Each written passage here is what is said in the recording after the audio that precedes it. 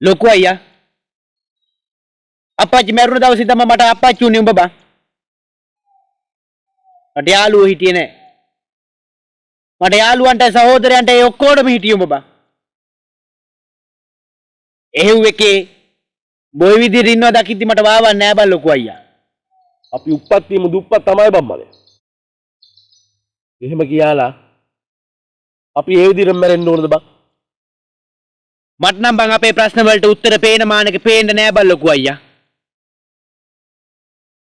අපේ ප්‍රශ්න කාලෙට බාර දීලා බලා ඉඳමු බං. එක්ක උත්තර හම්බෙයි.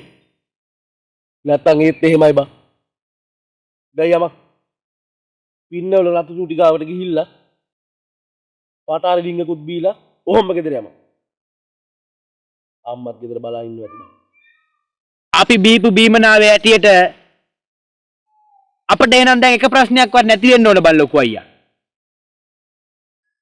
ඔය බොන එකෙන් වෙන්නේ තවත් ප්‍රශ්න වැඩි වෙන එක බං.